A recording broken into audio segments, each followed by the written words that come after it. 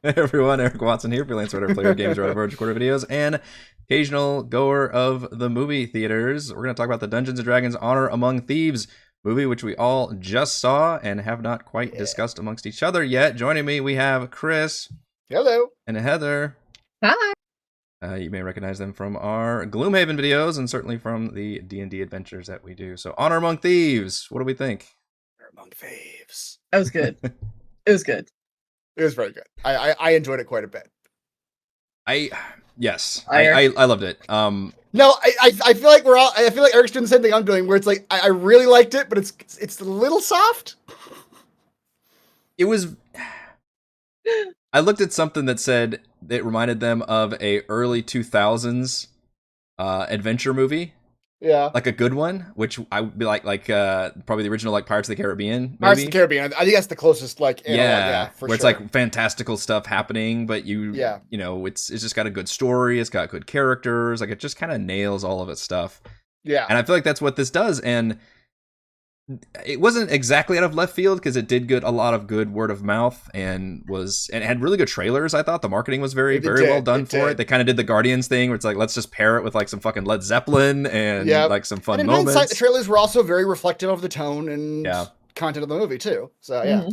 Although I thought it wasn't as quippy as a lot of Marvel movies have been. I honestly expected it to be more. That's like, a problem. You went into it sarcastic. expecting a Marvel movie. Marvel movie, yeah. Yeah, but I will say though, there are places where I almost thought it should have been. There are places where they were playing it, I thought, a little too serious. There is, I don't want to jump ahead, but I was like sitting there wide-eyed, not bored, but like, what are you doing with this scene during Bradley Cooper's cameo? I was so like, there should be jokes here. What am I even watching? Like, I was just flabbergasted by that sequence. It had to have been like anyway, it was the backstory for Holga, and hers was very serious. I don't know. Yeah, I guess the joke was that it's like Bradley Cooper as a tiny dude. But there were no jokes about it. Like, it was just so like, it was played very seriously. Yeah, there was one joke when the lady walked in and she's also the same size as Holga, and it's like, oh, he has a type sort of thing. Yeah, and then later on at the end of the movie, where she's got a type. She's got a type. She's like fighting her lip at the little guy. Are these supposed to be a halfling? I was about to ask that. Which he's a halfling. I appreciated that they tried very hard to not look Tolkien-esque, because a D&D movie can easily look like just budget.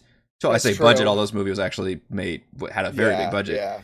But there weren't a lot of like elves and dwarves running around. In fact, I even tried to find like traditional looking elves and dwarves, like Tolkien, like you'd see in Lord of the Rings or something.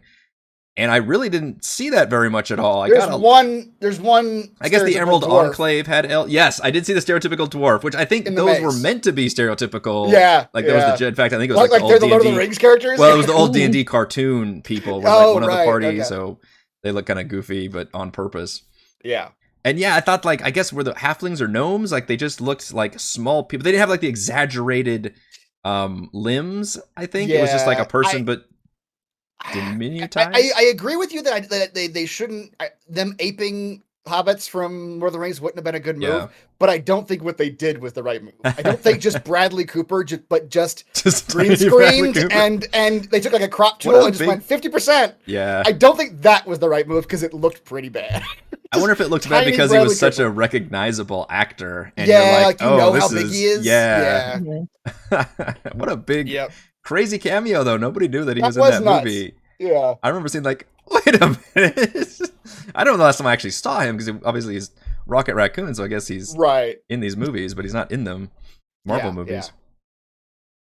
Yeah. But anyway, I took us off on a tangent. No. I literally wrote down a bunch of likes and dislikes and bullet points, and my likes are like 3 times my dislikes. So it's a very, very positive movie. There are elements that I definitely could have done better, but compared to like Phase 4 of Marvel, like this would be on the upper end. I think it would definitely. Like it maybe is helped by the fact that we've had some lamer movies out recently. yeah, for sure. But I don't think anybody had any high hopes for it. Although, as I said, the trailers made it look really good, and then all of a sudden it got good reviews and started getting good word of mouth. And everybody's like, okay, maybe there's something here. And you watch it, and you're like, this could have been a really stupid, awful movie, but they spent a lot of money on it. they cast it very, very well, and they did, just yeah. put together like a pretty. It's a fucking heist movie. It first, is, yeah, which I yeah. respected the hell out of, even though I kind of wish they went a little more adventure-y with it.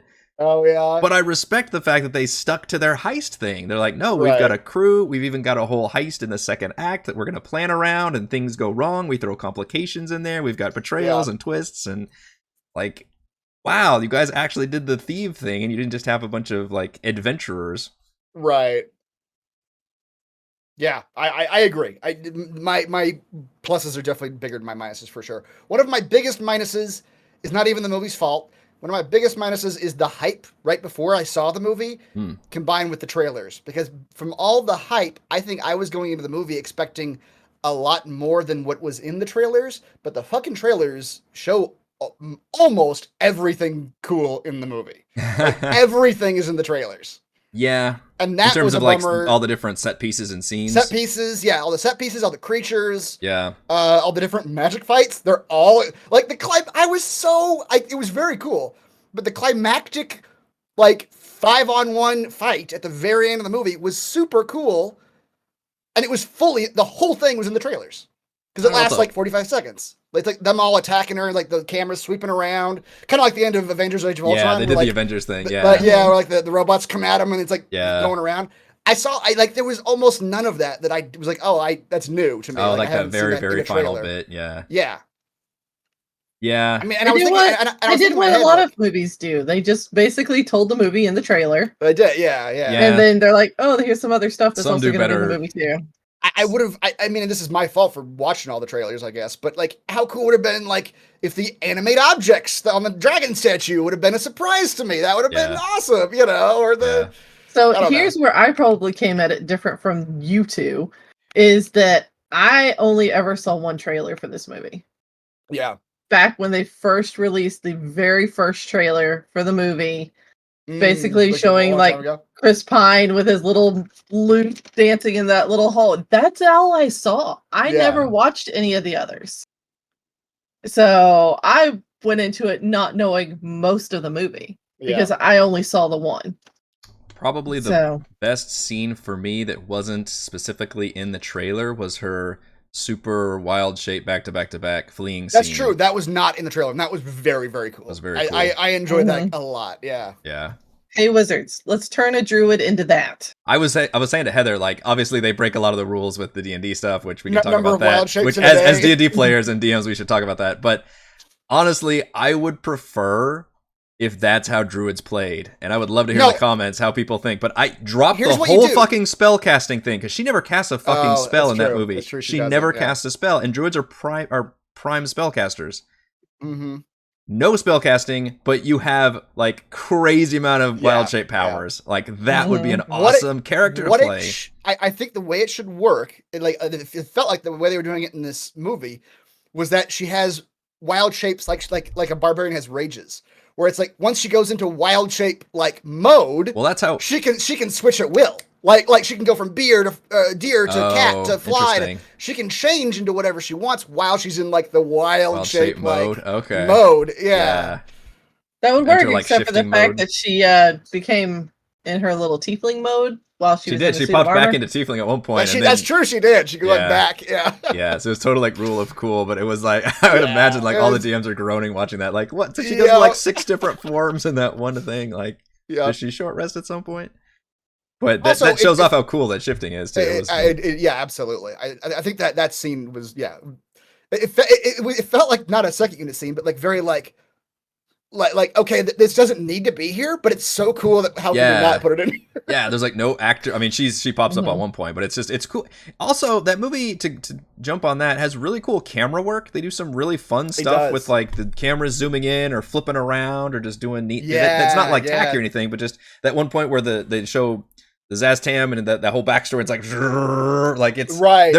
Doing that too much is very cheesy, but I think they nailed. So that's pure like director. I think they are directors in this case, but I was very impressed with that and I think we're calling them practical effects, like fucking Dragonborn in like rubber suits and shit. Like I didn't expect that, and that was an interesting choice to have Dragonborn, Aarakocra, and Tabaxi and have them all just be suits. Like giant. And I showed Heather. There's a Twitter where they literally show like the fucking mechanical Aarakocra like walking and do the wings. It's like holy crap. Which I do feel like of the three, the Aarakocra as a suit worked the best. That Aarakocra looked good. It looked good. He looked probably because Birdface doesn't have a lot of like human like traits that you can see that it's fake.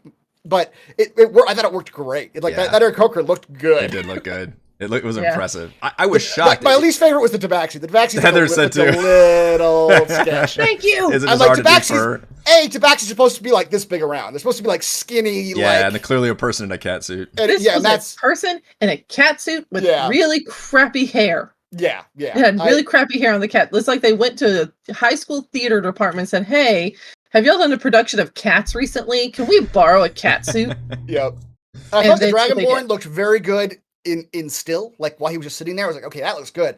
But the moment he started talking, I was like, I don't know if this in motion looks good. Or he never stood up or anything, so it's like I can't really tell how that would look. It's like they continued from like 90s era, like the dinosaurs or something with the you kind of have to get in that vibe of doing it. And I just haven't been there in a long time. We're so used to all this fancy CG stuff, and now you go back to that era, and I think it's not quite Uncanny Valley, but it takes a little bit of adjustment when you're looking at it, going like, okay, I know it's a practical effect, so it's not going to look as good, and yet it works better in the context of the world because, like, I agree. Like the paladin can put his hand on the fish, on the well, I should say the Dragonborn when he puts the coin in the beggar guy, and I was like, that just looked really good because it's really there, like he's just putting his hand on this mask. Yeah. So it has its pros and cons, I guess, which.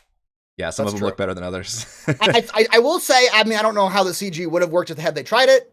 But I will say that bad, like slightly awkward looking suit probably looks better than bad CG. That's a good way of putting it. Yeah. If they had tried and failed to do a CG Tabaxi, that would have looked worse. Yeah. Like a little, I don't know. Yeah. It threw me because one of the first things you see, one of the first big special effects you see is that Aarakocra, I think, when Jonathan, when he walks in. Yeah. So the funniest line.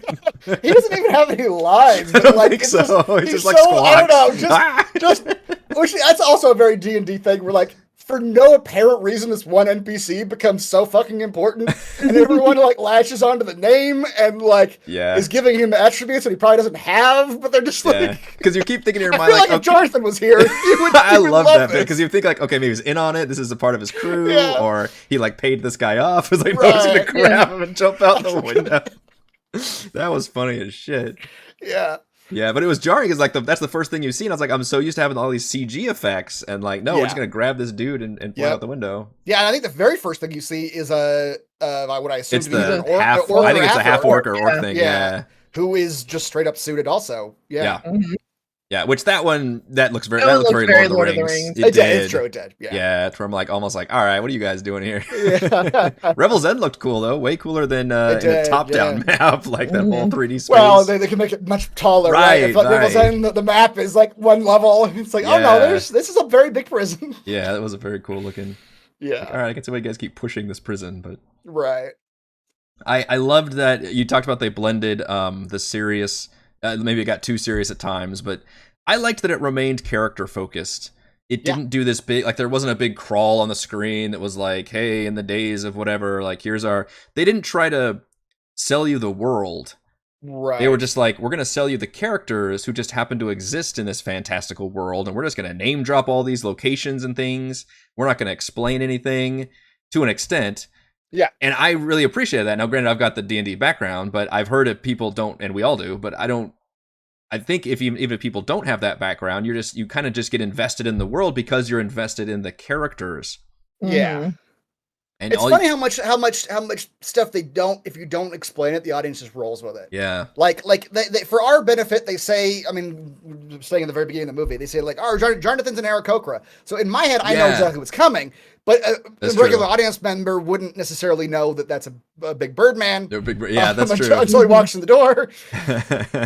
But you don't need to like explain it. You know what I mean? Like, I feel like a lot of stuff in the movie doesn't need to be like, oh, and here's what a displacer beast is, and here's what it can do. No, we're just gonna let it loose, and you'll see what it can do as it's doing it. Dude, they never called it. Cool. They never called it a displacer beast. They just said run. Yeah, that's true. They didn't. They didn't even know what it was, which I feel like that's also kind of appropriate. Somebody, there was a weird cutaway shot to like the Lords. Yeah, they talked about it. One of them said, like, have you ever had like Displacer beat me? Oh yeah, they did. Yeah, so they could but like. The camera was doing a weird thing where like they didn't linger on that. Yeah, it was like the camera was pulling up, panning away. So I was like, all right, was that a joke? We were supposed to get that joke because you guys are already gone. Yeah. But yeah, so they didn't need to explain. They never called it a gelatinous cube. They never, mimic. I think was mimic. They never called it a mimic. I think the Paladin did explain the intellect devourers, which that was a funny scene where like they'll get on anybody who's the highest intellect, and they just go right by, and he's like, "Well, that was what I don't know what he says." Yeah. Which I guess now's a good time to talk about since we're talking about the characters is the cast. Yeah. Because all right, wait before you say anything, who is everybody's favorite character? Oh goodness. Michelle Rodriguez. Favorite and least favorite. We'll do favorite and least favorite. Heather's saying favorite is Holga. So okay, we gotta I gotta divide this into two different things. Oh god. Oh god, here we go. I have to have category. Because there's who's coolest like PC like character wise, not character wise, like the barbarian and the paladin and like what they can do and what their powers are and all that. Yeah. And then there's personality, sure. The acting and the writing of the character, the dialogue they have. Because I do think it's slightly different. Because this may be slightly controversial, but while I thought Doric was awesome as a powered character, I thought Sophia Lillis sounded bored the entire movie. Yeah, she kind of did. She had the least character development by far. Yeah, by far. But she just didn't. I mean, I don't know. A good actor can bring something to bad dialogue or little dialogue. Yeah. I felt like she just wasn't interested in bringing much to it. Or the direction was for her to be this like sort of standoffish, sort of sarcastic girl. And it's the problem with the player coming up like, I want to play like the brooding, like person who doesn't interact much with the party. And it's like that's not going to come off very well. This isn't going to work very well in the party. Yeah. No, I agree. I thought she was one of the most fun in all the scenes she's in because you just got to see how fucking powerful shapes are in and out of combat. Mm-hmm. But she had the least character development, including the poor paladin who's only in a third of the movie. Yeah. But she had, the least amount going on. You got the least amount of backstory with her.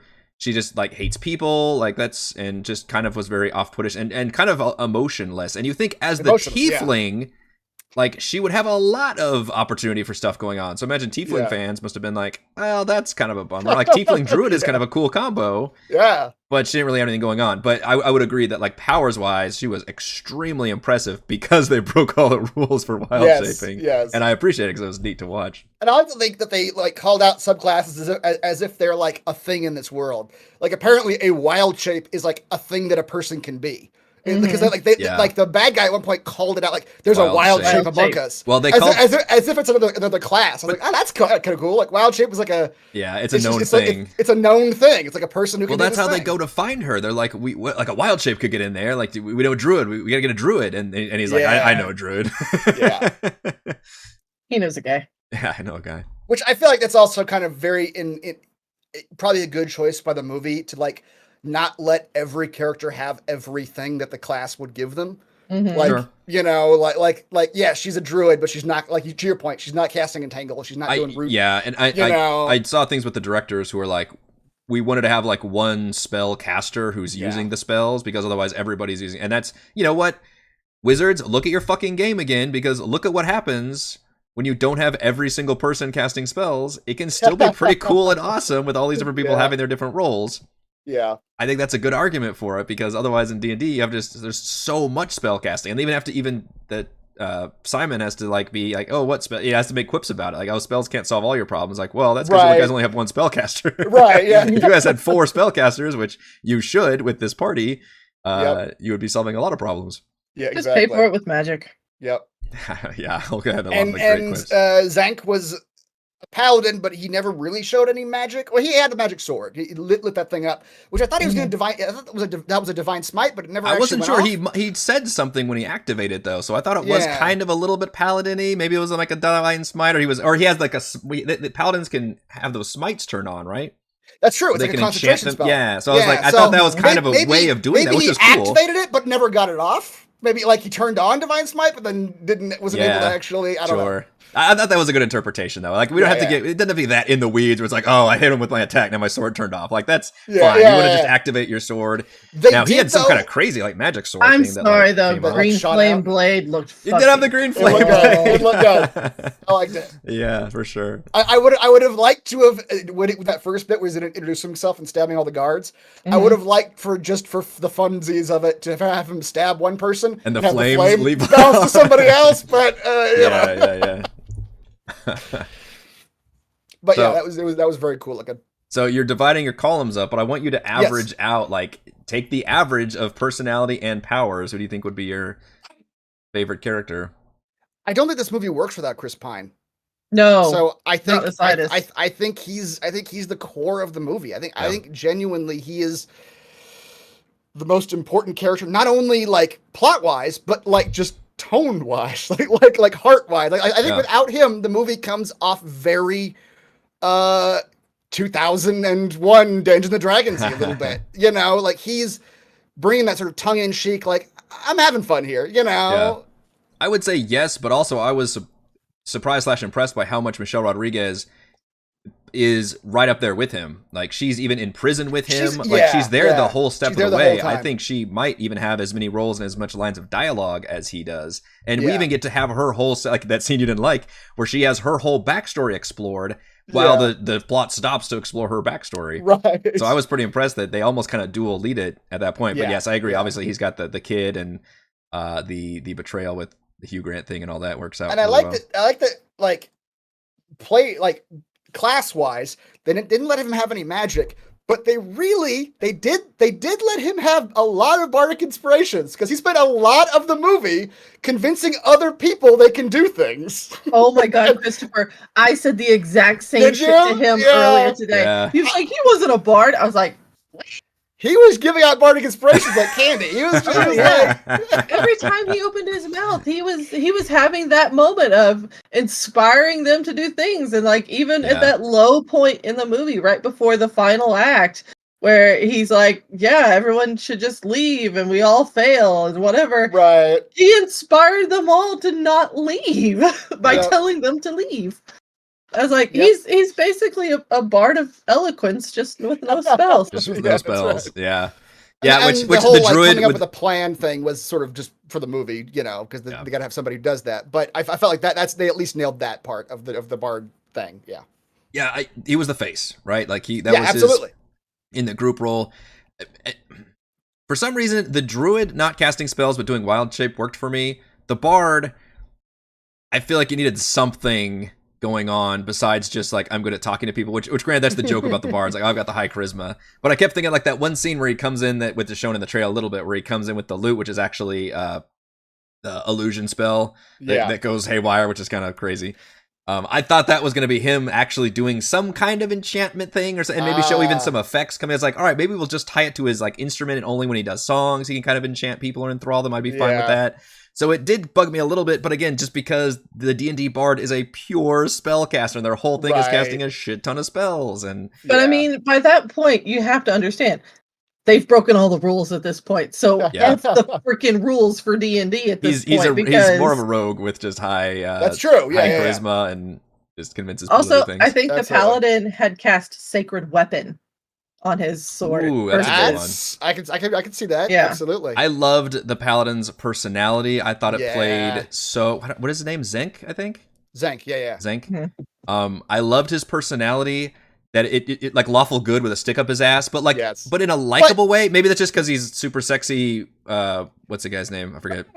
Regé-Jean Page. Bridgerton Page. Yeah. Oh. Regé-Jean Page. And like, and he pulls it off, and he even talks like kind of condescending, and yet still he just like smiles, and you just kind of like melt. You're like, okay, fine. Yeah, I think. Here's the thing. He had just come off of shooting Bridgerton to do this movie. Like that's the last thing he did before making this movie, where he played almost the exact same fucking character.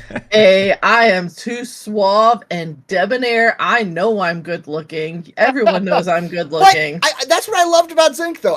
For me, okay, I'll say like Chris Pine's probably number one for me. Zenk's very close second, though. Yeah. I loved his character because he was that sort of like stick up his ass you know, I don't. But I he don't wasn't joke, a dick. But he wasn't a dick. He was so earnest. good natured toward Yes. everybody. He was, but he also wasn't naive. Like they really played lawful good pretty well, I thought. Like he's usually lawful good. You either get, you're a stick up your ass, or you're just kind of this naive fool about goodness. But like, no, he was very earnest and like just the epitome of a good knight character. And I thought they fucking nailed it. And he had the cool combination of also being a complete badass. He was knowledgeable about like the Underdark, and like he was like the experienced adventerer. He's the guy that everybody's telling stories about. He was supposed to be like 5 levels above where, it felt like they were. It was like, oh, exactly he's just farther he's along like the DM, and he's the DM NPC that comes in and like, oh, I'm gonna bring you guys to this other place, and I'm the one. He's like goes and stabs the dragon, like he's doing all the badass stuff, like a dragon, and then he has to leave because he's too high level and he can't. That's right. Yeah. But I mean, he was made to be that high level because before you even recognize or see him, they're already talking about everybody knows him. Everybody knows who he is, and it's not just for reputation. But we just got off that scene of them trying to figure out where the hell the damn helmet went in a battle from 1,000 years ago. It's true. He's got to be really old then. Yeah, so he's like basically immortal. It was 1,000 years. I don't think it was 1,000. I don't remember. Yeah, I don't remember either. Even if it was 100. I mean, even if it was 100, even if it was 30, he didn't age. Like it's like, that's actually very true. I'm almost willing to bet it was 1,000 years. Is he not human? Then what? That's a good. I forgot all about that. He did get.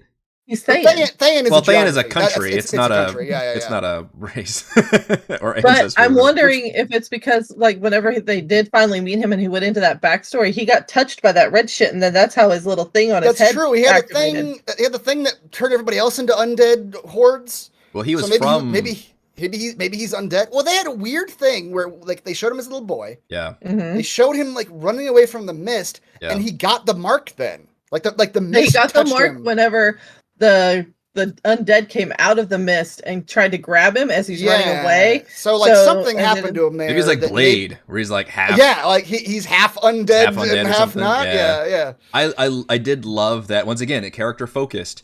You get the scene of Zaz-Tam and which becomes relevant later on, is that's what the evil chick is trying to do. Where you see that scene of him like getting the goblet, but it's through the context of his backstory. Right. And I loved that angle. Like instead, because the movie could have opened with that as like, oh, here's the dark thing going on, but like, no, we're gonna keep it on our characters. We're gonna open with our like characters doing backstory, and then everybody except for the druid basically gets some involvement. The sorcerer got a little bit of a tease where you're like, okay, what's going on here? Where he's like seeing his grandfather when he tries to attune, and you could tell he got a little bit of the short end of the stick, but at least it was better than the druid. I do. If we're talking about how the movie bent the rules, I really liked the idea of there being some challenge to attuning to an item. That was cool. I was like, oh, I could actually use this. Like this is actually kind of neat. Yeah. Like an item that's so powerful that to attune to it, you have to go through some personal challenge. That was a neat idea. I liked that too. Yeah. And apparently for him, it was just be aggressive, like stand up to his grandfather. Like, was his faith in your own abilities. It was his great. Was he manifesting his own like insecurities? I think insecurities. Yeah. They were kind of vague on that, I think, but. Because all of his family were wizards, and he's a sorcerer. I forgot to look up. I meant to look up that magic item before we started. I forgot to look it up. The Helm of Disjunction. I think all the magic items in this movie are made up. The Helm of Disjunction. I disagree. Really? I don't think it was real. I'm googling. Yeah, Heather's gonna Google it. I think the portal gun was made up. The portal gun was made up. In Dungeons and Dragons, we have a portal gun. We have a portal gun. Yeah.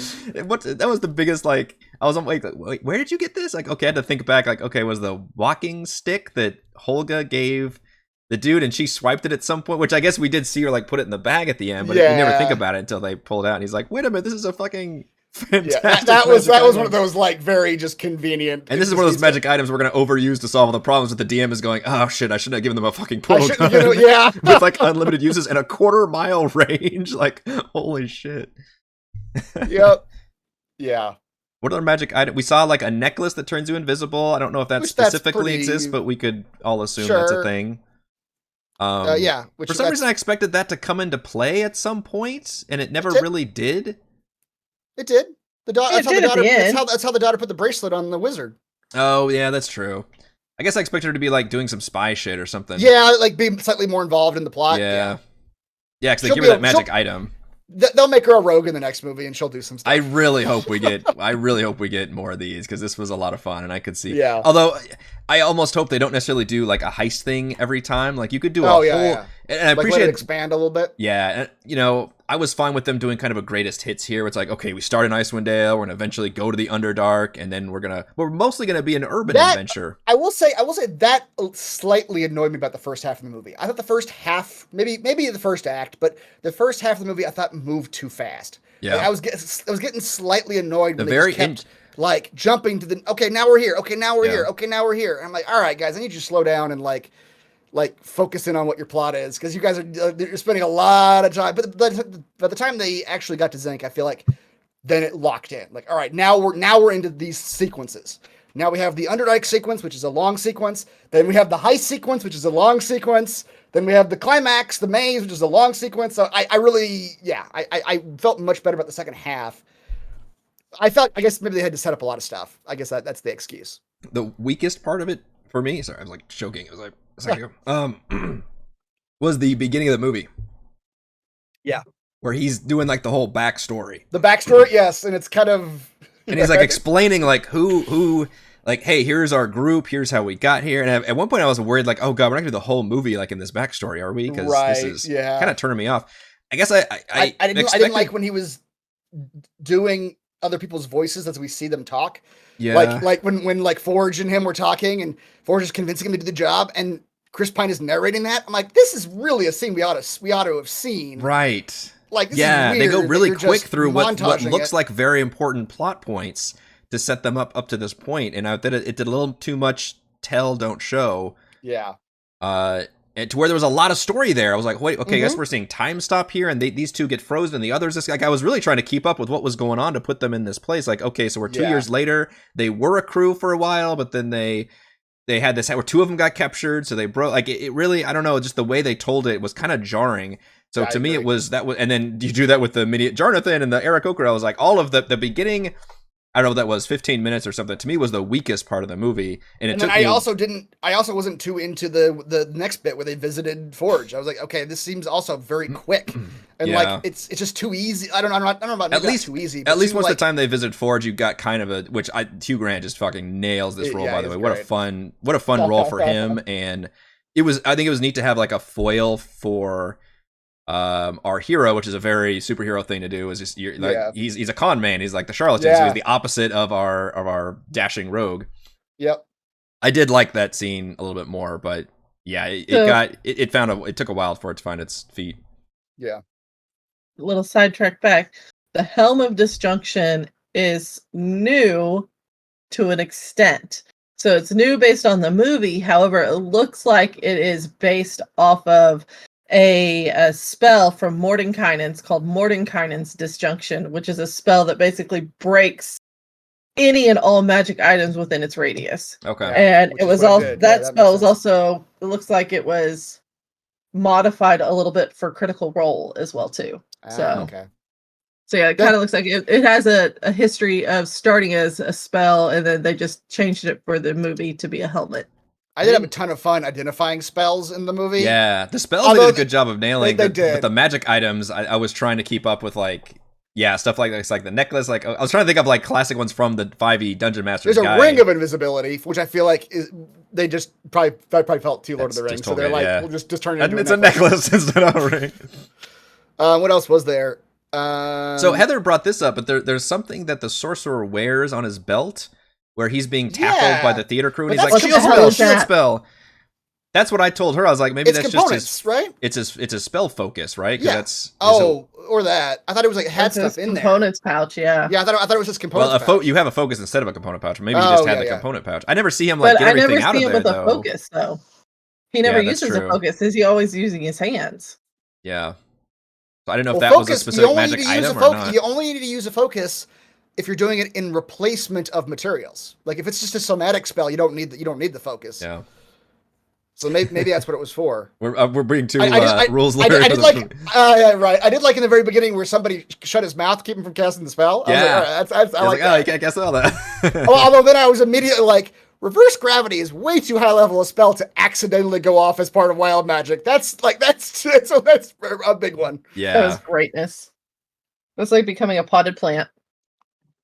Yeah, Yep. I never quite got that he was a wild mage, I guess, throughout that. He said it later. I didn't. It didn't seem like it was either. like a bit like shouldn't it be dangerous when you're casting spells or something? Like I don't know. Like I feel like that would have been more relevant, and maybe that to be. I think that would have built into his confidence issue too. Is like, oh, whenever I cast spells, like crazy shit could happen. Yeah.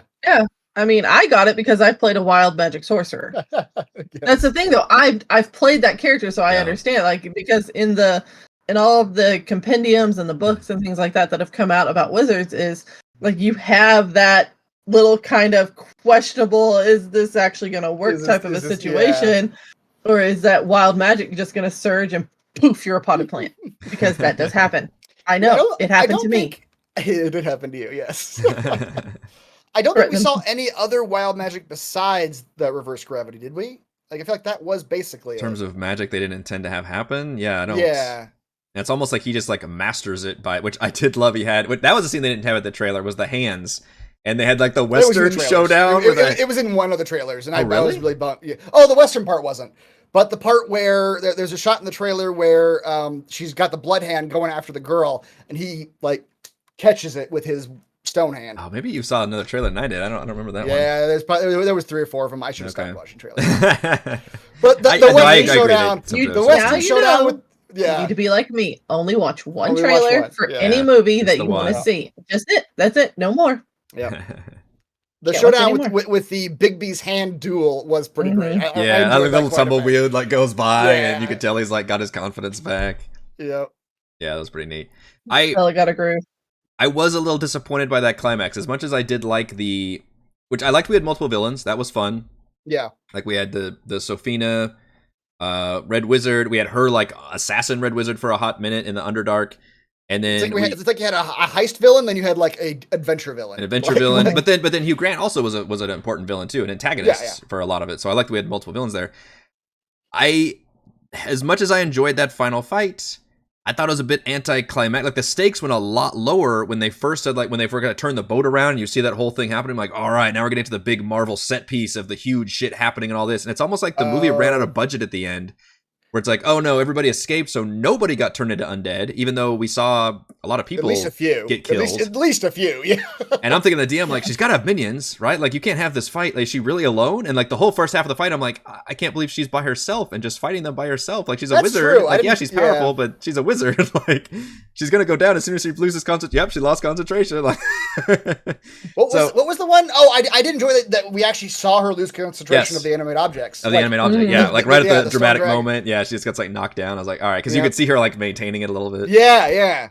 Yep. As Dork threw that little thing, I was like, someone rolled a nat 20. She had a cool like wrist blade like slingshot thing happening. Yeah. That was kind of nifty. That was neat. It's a cool way of doing a sling. So I one of my least favorite elements, unfortunately, was the finale. I thought it was underwhelming compared to what I was being hyped for, because I was seeing it happening. Like, oh shit, we the audience know, and they even opened the book and they're like, oh shit, this is coming. Like, we gotta go save everything. Obviously, I expected them not to like fuck over Neverwinter in their universe, but I expected them to be at least like, a dozen or so, like, just so we can watch our heroes kill some people. Fight, because as much as I enjoyed that it was a heist movie, D&D has a lot of combat in it, and we didn't actually get a whole lot of combat scenes with our heroes. Holga had like some cool, like, where she's alone fighting a bunch of people, basically. Yeah, she had two. She had two. We had the owlbear fighting people, and then we had the paladin have his big, like, I'm gonna take on like 6 people, even though my whole party's back there. Right. Which I did like that moment. That was a very D&D thing where it's like, oh shit, my rival's here. It's my time to shine. So, all right. Neither one of y'all take this the wrong way, as y'all have been the DM for characters that I have played. You know I appreciate you both. Okay? I'm going to start off with a compliment. When I was watching the end of the movie, and this is what I was going to say to you last night, hun, when I saw it. So I saw this before he did, Chris. It was great. Yes, he was telling me. Yeah, he saw it yesterday. Yeah. He was very upset by this. He wouldn't admit it, but he was. I give you so when I was watching the end of the movie, I was like, this feels like every D&D campaign we have played so far. You build, it's done. I was like, oh, okay. that is fair. Like climaxes are hard. Yeah, climaxes are hard. Yeah. Yeah. So I was like, all right. So yeah, I'm like, it didn't bother me though because you I'm can't used to it. can't have like army on army fights at the end. Like it's just not a feasible thing to do in a campaign. As your it's almost like the players fight, because ruined. Then the players don't. I was gonna say, it's almost like the players ruined the DM's plans at the very end, where he doesn't get any of his army, but it's like, all right, fine, just the villain comes out there by herself, even though she's gonna get overwhelmed, but whatever. Yep. I'm gonna let her cast 4 spells in a round and do all this other stuff. That's right. I was kind of secretly hoping there was gonna be like a little record scratch cutscene, and it goes, and he pulls back, and it's like Chris Perkins behind a DM screen going, God damn it, and then it goes back to the movie. I had a very... because the logic is that they countered the whole army thing by doing the gold thing and the balloon, right? Yeah, that's what they did. Which that was a funny moment where it's spilling out of his mouth and he's freaking out about it, and like, oh, we can give the gold back and all that. But that was fine, but I still expected some undead forces to come out. Some bigger fight, yeah. Yeah, and then I expected the paladin to show up again. I was actually shocked where he literally walked away, and there's that funny scene. He was like, no, he's going over the rock. He just walks out of the movie. Too, yeah. And I was like, oh man, he's like, really? That's all we're gonna see of this awesome character? It did kind of remind me of in Eternals, where Camille Nanjiani just leaves like, out of the finale. I'm not gonna be in the climax of this movie. Yeah. Bye, guys. Wait, what? Why not? Yeah, which is another reason why the finale felt like they ran out of money at the end. It's like, oh, we could just pay less like actor money now at this point because we've only got our core crew. But I mean, he walked out saying that this wasn't his quest. But it would have been a good excuse why he came back is if he sees that from a distance or something and there's a bunch of undead roaming around and he comes in and he's like, what the fuck have you guys like done, basically? Like, I gotta come in and do paladin shit now. So that's what I was expecting to have happen. And then instead, the movie went a little bit more smaller scope. Yeah. Which... it worked out fine because, again, very character-based. They all had their cool moments, and that thing was cool. But I guess I'm so used to the climax, like Heather was saying, like, it just, and we're done. It felt like it petered out a little bit. So I feel like maybe the very beginning and the very end, maybe the weakest bits for me, but I liked... I did really like just the visual of that last fight. Yes. The spells going crazy. The Age of Ultron thing where the camera's going around. Yeah, they did nail that very well. They're all shooting shit. I feel like you'd have to go like frame by frame to pick out all the spells that are being cast during that sequence. It felt very Marvel-like in a good way, and they even do the puny god with the owlbear at the end, smashing her into the fucking thing, and they're like, I think she's good, and then she starts getting up and just smashes and throws her in the wall. I loved that, but then I also, because of the way Sophia Lillis was playing the character, I thought that moment was so out of character for her. It's like she would... Because and then when she turns back from the owlbear, she's just back to being like, it's just normal. Yeah. Which like, they should play into that more. It's like maybe you've got this darkness inside you or something, and you have to play it very like carefully, or else you could unleash the beast and all this. But you wouldn't know that because they just don't have a chance to go into that. So hopefully we get. I'm okay with the actress and everything. I hope if we're gonna get another one, I agree. I would like to get more for her and explanations and stuff. I don't think she was bad at all. I think the writing was like almost writing her as being kind of standoffish and shrug her shoulders like, eh. It's like that's not a good character trait for your your D&D party. Yeah, you literally feel like it's the player that shows up like, yeah, I'm a tiefling, my player hates humans, and so we're just gonna be like, just standoffish about everything, but during the scenes I'm gonna do awesome shit, and then when it comes to role playing I'm not gonna do anything. Like, well, all right. Okay. Yeah. There are players like that. I feel like if we're doing the 1-to-1 with Guardians of the Galaxy, the closest one would be Gamora, because she gets dangerously close to that in a couple of the movies. Of being so stoic that she's personalityless. But I feel like Guardians of the Galaxy play off her a little bit more. Like they use that. Well, and she was a major part. She had that whole romance angle. Like she had a lot more going on. Whereas here, they actually give her a little bit of a romance thing, but you don't see any of that between her and Justice Smith. I'm looking at the names on the thing. Between her and Justice Smith. At that very end, he's like, maybe we can, be a thing. And he's like, okay. I was like, that's the closest we got to like. But even then, her okay was display. So just like, eh. And even she's like, all right, tone it down. I'm like, no, you need to tone it up. You tone it up. Yeah, you come up. You rise to his level. Which I thought he was okay. He was good, but he also was doing a very bad British accent for some reason. He's not a British man. He's a very American guy. I don't know why he chose to try to do an accent when he could not pull it off. Because it sounded like an American guy doing an accent. Yeah. maybe that's another D&D joke, I think. Hang on. I mean, all of us doing accents. Let's talk about like the voices that we play in our D&D games. We don't get paid for this shit. That's the difference. I kind of get paid for this shit. Well, by proxy, I get paid for this shit. Yeah. At least I tried. He presumably would need, like, I don't know, a dialect coach. Sure, I do not have a dialect coach. I didn't realize he was a half elf until she said, or somebody said something like, "You're only half human," and then I specifically stared at his ears, like, "Okay, I can kind of see a little bit of a crinkle action there." Oh, you didn't see that? No. Did they ever even use the word elf in this movie? No. Boy, that's a good question. Because I feel like they never did they ever use any of the like race terms? The only one, Aarakocra. They specifically called it Aarakocra. They specifically called it Aarakocra. Did they actually call humans? Did they mention tiefling? I feel like she calls herself a tiefling. They did call herself, yeah. Human parents who didn't want anything to do with the tiefling child. Yeah, which was that was her whole backstory. That was it. Yep. That's every tiefling's backstory. Yeah. I guess we saw a little bit of that Emerald Enclave faction, which were the closest we got to. There were elves. I mean, there were elves, yeah. They didn't actually call them that, which is... That's true. I don't think we ever heard the word elf or dwarf. And maybe that was a conscious decision where they're like, we really... Which, I felt that too, where it's like, this did not feel like a Tolkien-esque fantasy world, even though D&D is very much a Tolkien-esque fantasy world. Yes. They did a good job of like, no, we're just got all kinds of different creatures and stuff going on. Yeah. Even though, of course, most everyone's human, because that's cheaper. Right, exactly. Or human passing. Yep. Let's see, I'm trying to go through all the things. So yeah. I went through all my dislikes. The Paladin only being in a third of the film. I feel like Hugh Grant honestly had a bigger role than Regé-Jean Page did, which was a bummer. Even though I thought Hugh Grant was awesome. I feel like this movie does a lot of like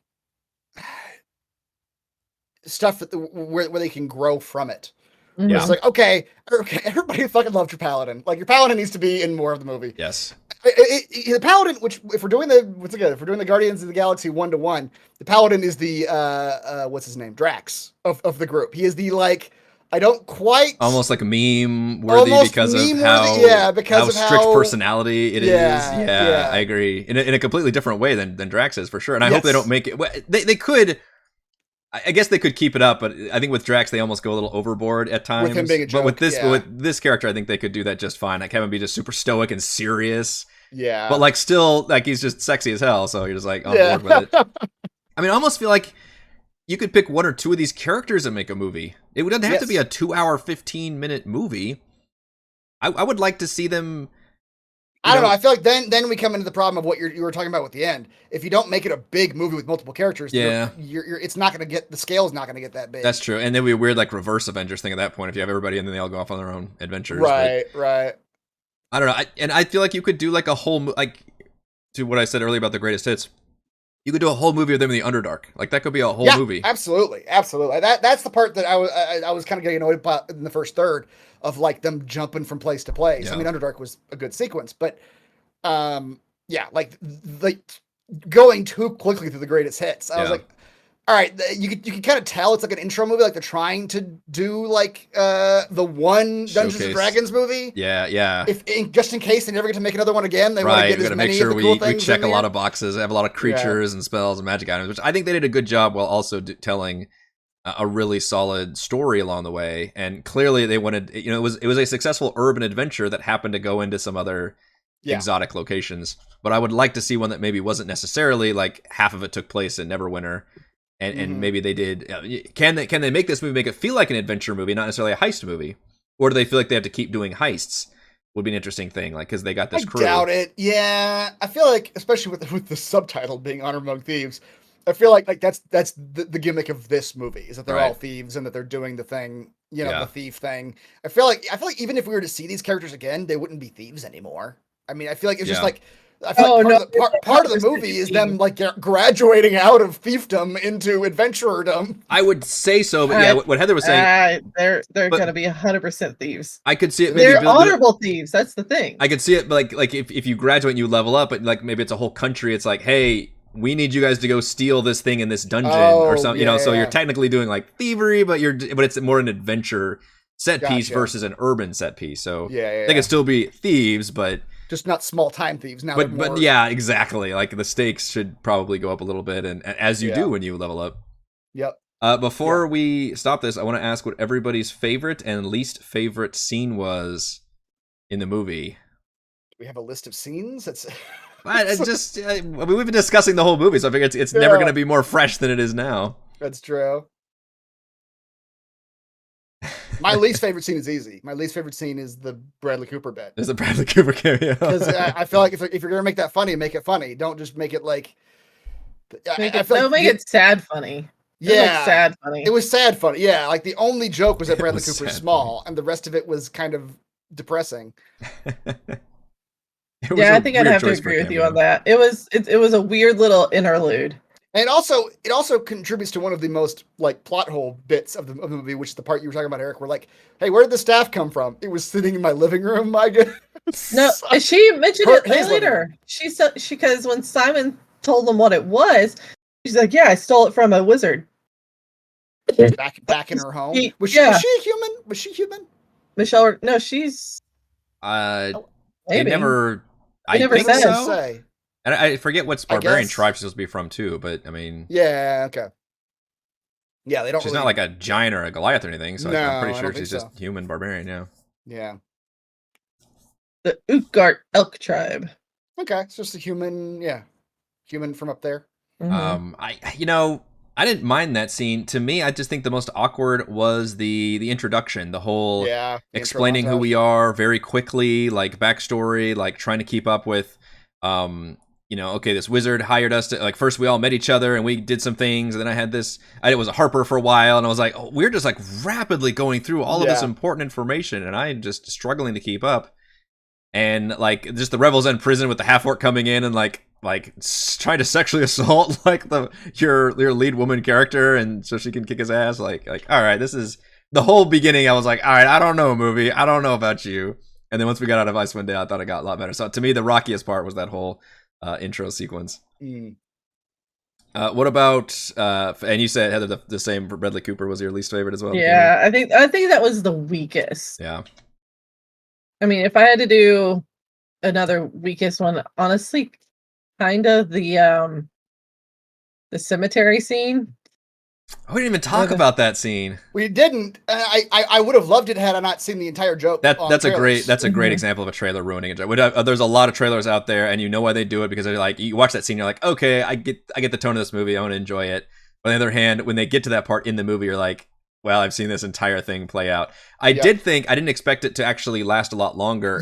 Keep going. I told Heather, I was like, this is a funny moment because they mess it up and they have to go talk to a bunch of people and bring the story together. This is a moment where I, as the DM, would be like, okay, once you guys realize you got to wake somebody else up and do it again, like, all right, I'm just going to say, okay, yeah, you talk to this guy, you get this bit, you talk to this guy, you get this bit, you talk to this guy, you get this bit, and here's what happened versus all that stuff. It's just me as the DM, like, explaining all that. The movie kind of did that. The movie kind of does that, yeah. They montaged a bit where they're just sort of like they're skipping over the digging them that's up. That's what I'm saying, is I think that was a funny bit that they did kind of like as the DM doing it, but I will say, the trailer did kind of rob that one. I do feel like the movie overused flashbacks in general.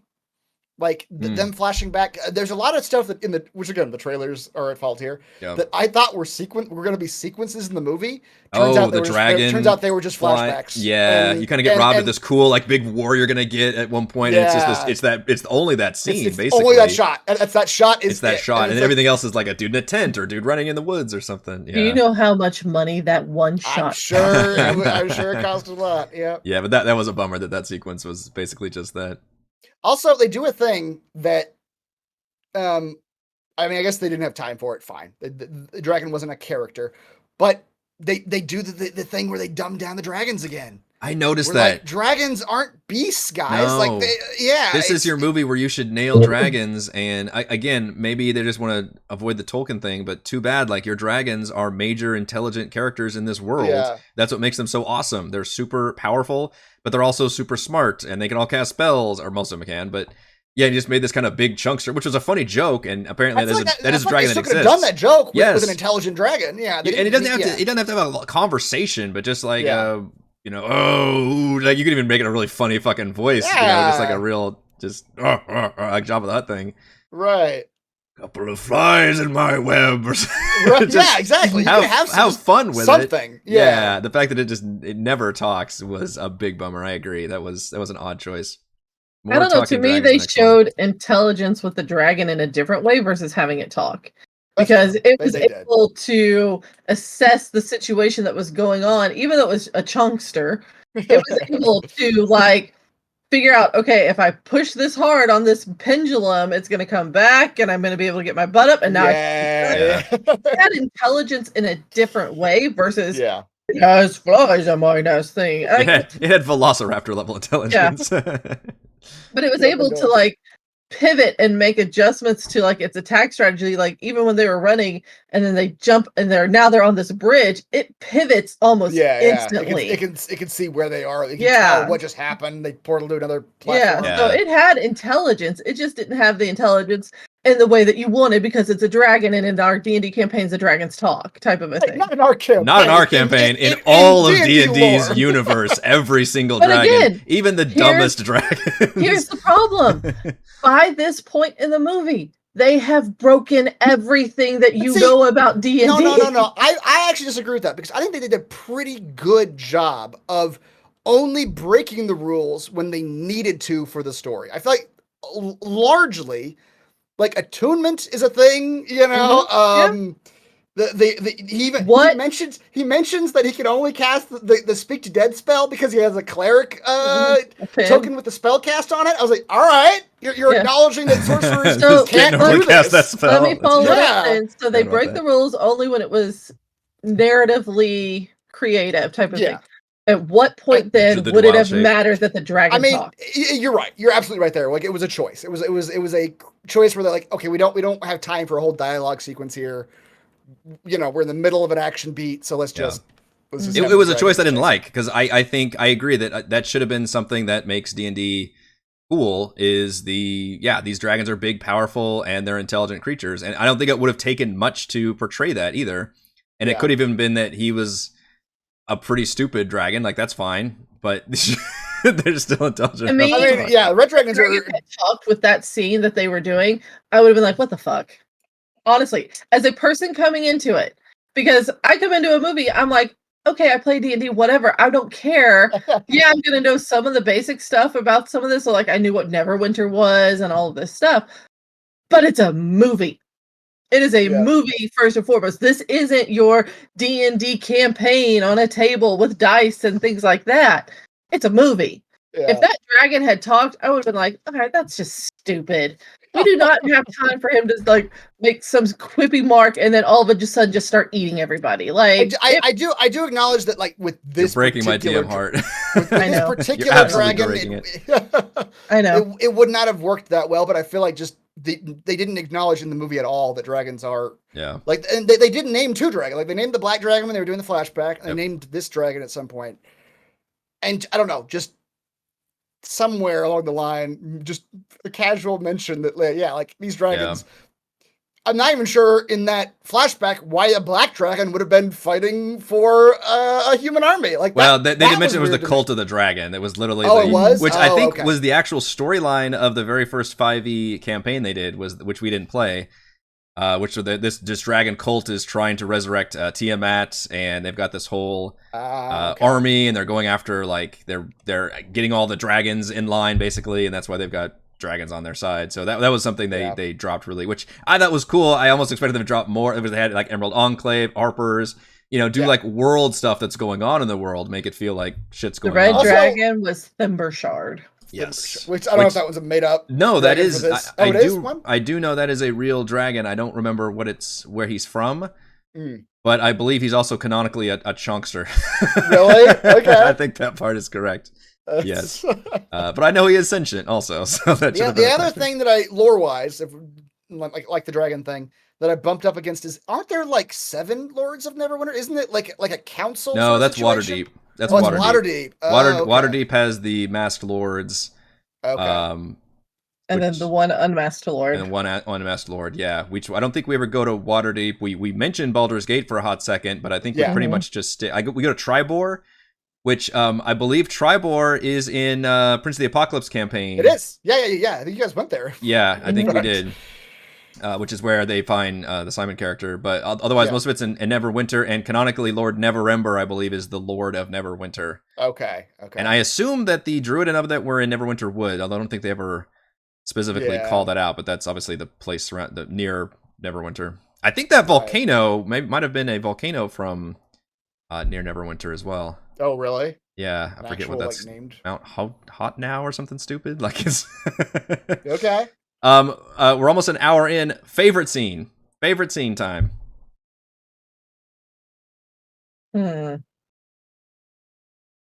That's tougher. I think visually, one of my favorite scenes was that infight. Visually, it was fantastic. Yeah. With the and again, I know it's all the cinematography and all that, but the seamless casting of the spells, trying to fight, doing all the things. Boy, and that I think that would be visually my more favorite scene. I'd want to see like a bullet point itemization of all the spells cast in that movie, as well as just that final scene, because it was crazy, and it looked like they were all like classic D&D spells. I wasn't trying to sit there and like get them all, but I was like, all right, maybe that's like a Misty Step, and that like animate objects, well, and there's a shield spell. She was definitely Misty Stepping. She was Misty Stepping like a bunch of times. They do that cool thing where they like put them in not the finale, but like they turn the ground into like quicksand or something, and they fall into it, and there's a ton of like cool spells. What's the hamster ball one that you used in Tomb? Or somebody used it in Tomb. They put it in it's like a bubble that they put them in, right? Mm-hmm. Is that it like rolls around? It looked like it was water. That was basically the hamster ball. Yeah, it was like water sphere or something. Water sphere, yeah. I think it was this water sphere. And obviously the hands, they did a lot of really cool stuff with that. She did like chain lightning, I think, at one point, like in the backstory. Time stop, which she must be a high level because time stop's a 9th level spell. Like she's up there. One more bumping up against it in terms of D&D stuff. Yeah. There's no fucking way that Simon counterspelled time stop. A fucking time stop. There's no fucking way.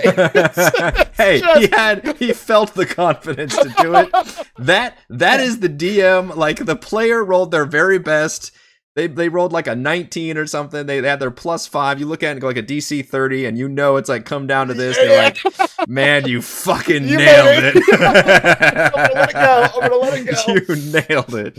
And that player, I'm not gonna tell him there's physically no way for him to make this roll. There's no way for you to make this. You can't counter her time stop. She's like level 27. All right, so Heather's favorite scene was the final fight. Chris? I would say I think the whole, as much as I do really like the final fight. The whole last third, I was fully on board. That's not a scene. No, it's not. But yes, the movie, the whole second half of the movie was better than the first half. I would say the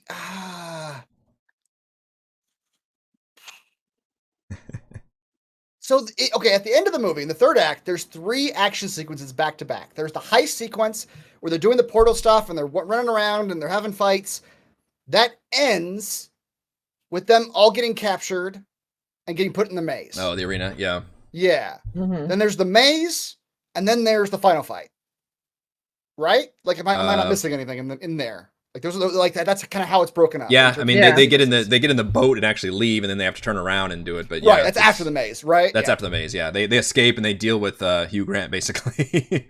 Then I'm gonna say the heist bit before they get captured, because like that was the most heisty part of the movie for sure. Yeah, and the bit where like they're both breaking into the vault, and then one of them breaks into the vault and it's just a fucking empty room. Yeah, I was like really like invested in that bit of the movie. I was like, what is going on here? Like, it's weird because I was going, what is going on here? Even though in the back of my head, like I had clocked the Red Wizard doing the Death Cloud thing. Yeah, like back when they first did the backstory. Sure. It's like, okay. That's the end of the. Well, also it's in the trailer. It's a trailer. Yeah, the trailer. You see them in the arena, so they talk about we're bringing back the High Sun games or whatever. You're like, we know what's coming. And you actually see that in the trailer, the red cloud going down. So yeah. That's a bummer because that's like a twist in the movie, right? Yeah, that might be our biggest complaint overall is just how much they show in the trailers. But like, I mean, I guess it works well for marketing. That's supposed to be a twist, right? That the Red Wizard's gonna undead the entire arena. Maybe because they talk about it a lot. We're like, what is she up to? You know, like, oh, she was Forge is gonna turn leaving. them all into the undead. Why would Forge be leaving? You know, they talk about that a lot. Where in my head, as I'm watching that, I'm like, well, Forge is leaving because he knows that she's gonna undead the he's entire getting arena. the fuck out, and she's taking over. Yeah. No, but I think the heist bit. I loved that the druid was like, no, I'm gonna keep doing this and trying to get in through here, and that's like the players like splitting the party to do the heist bit, and I was like, okay, I've kind of like, I'm digging this a lot. I can get in there as a worm. Also, I know you called it weird earlier, but that was one of the few bits of the movie that I laughed out loud because I hadn't seen it in anything. Was the illusion going wrong? That was fucking funny. That was so out of left field. As practical effect as the movie has been, all of a sudden it just says, "No, fuck that. We're just gonna do this really weird, like his eyes are gonna bug out, and he's gonna melt. His head starts like descending into a shirt. I was like, "This is amazing!" Like, that was so. Yeah, it was weird in a good way. From like a D&D perspective. Like, it all happened because Simon got his foot caught in a cobblestone, which doesn't make any sense. Which to me, like from D&D rules, is like he just rolled like a 2 on a dice. That's a great like, point. How do we explain the fact that he just rolled awfully on this deception? Or you're trying, but you're doing it ongoing, right? At first it works, and the DM's like, and you're all gonna make it. And you're like, all right, give me another check, and he rolls really bad. And you're like, okay, your illusion's like, all right, up real bad. Just starts fucking up. Yeah, I hadn't thought about that. That's funny. How? Because you tripped over a rock. I don't know. Like, that's very true. Your foot randomly falls in a hole. Exactly. I think I have 2 favorite scenes, but if I have to pick one, I will pick one. I loved the druid fleeing scene. I think even though it obviously broke all the rules, it did it in the best way possible. In fact, I just love that they made the druid like, no, fuck spellcasting. She's just a shapeshifter. She's just a shapeshifter. And I thought that was cool as shit. Like, the power Marvel, set right? was like awesome. Powers, yeah. Yeah, and the fact that there was even a joke there. The with the deer was a funny joke, and just it was just neat from a camera's perspective and from a story perspective. The lady going like fucking that one Body Snatchers movie. Oh, that was great. Yeah, like, there's a wild shape among us. Yeah, I was like, oh shit, like you failed your stealth check. Yeah, exactly. Yeah, that was all really cool from an action standpoint. And then from a storytelling, emotional beat, I was just shedding tears at the very end, even though you know it's coming from a mile away. Right. And what you were talking about, how we see all the beats coming. Well, of course, they've got this resurrection thing, so one of them is going to go down. Yeah. And it's going to be the character who means the most to Edgin, and he even and I love, and that's when they kill me, is when they show the fucking flashback stuff. Yes, what was that? Train to Busan did this too. It's like if they give me flashbacks of a character dying, that's like caring for children. I'm done. I'm fucking done. I'm just like, oh my god, please deal with this. I can't right now. And so I knew it was coming, but it worked for me totally as an emotional story. The fucking D&D movie made me like choke up at the end. Even though you saw it coming from a mile away, you know what's happening. You know as soon as she goes down, and I even, I can see Cal's like, oh, and I was like, they've still got the tablet, they got this. But I'm sitting there going, oh, they still have the tablet, it'll be okay. Yeah. So I overall would probably have to choose that big emotional climax at the end where he realizes the found family that he has is the one that he needs in such a, not just like a jokey like, oh, we're all brothers, but like, no, I'm gonna like literally throw away the chance that I had to go back and literally like save you because you mean more than me. That worked really well for me. Yeah. I also thought it was very, very good character work of right after she comes out. She's like, "Oh shit, you guys didn't waste that on me, did you?" That was good. Yeah. She stuck to the character of being very. Honestly, I think she had a lot of the best lines. She was kind of she got to be kind of the scoundrel, even though he was obviously a scoundrel character. But I thought she got to have a lot of the best lines. I liked that her character was like, one of her personality traits was like, she just doesn't like either understand deception or she has just no interest in it because she's just telling everyone the entire plot every time she meets them. She's like, oh, we're going to break in and we're going to steal this guy's gun. Like, it's like, hold on, don't say that part. She says the quiet parts out loud. Yeah. Exactly. Every time. Yeah, she was great. I expected that her to get a cool weapon at one point, and she had like one cool weapon and then she got like another cool axe. But I don't know if either of them actually did any magical stuff that I could see. And in fact, I was telling Heather, a lot of her fight scenes, she was either unarmed or like fighting with a bunch of improvised weapons around her. Yeah. Yep. So hopefully she can have a fully magic weapon like the paladin did. Give her a magic axe. Yeah, please. Yeah, I expected her to get one in this thing, but yeah. All right, we've been chatting for over an hour about the D&D movie, but I think those are all of our thoughts. And I mean, even though we have some criticisms, clearly, gosh, we're all very positive about this movie. And I want to see more of them. Mm-hmm. I would too. Just keep going. Yeah, like turn it into an MCU sort of thing where that's it kind of feels like what they're doing, or like they're a lot of money on this one, paring down the classes into like power sets. Yeah, like she's not like they could do another druid that doesn't wild shape ever and just does like plant powers, entangle stuff. Yeah, plant stuff, and like okay, great. Hey, maybe we should make a rule set about characters that have more instead of everything being a goddamn spellcaster wizard. No, that's a different rant. All right, well, thank you so much if you're watching this video. Give me some comments below what you think about Dungeons & Dragons Honor Among Thieves, but we're all pretty positive, and I think we all definitely want them to make some more D&D movies for sure. Mm-hmm. All right, bye. Bye.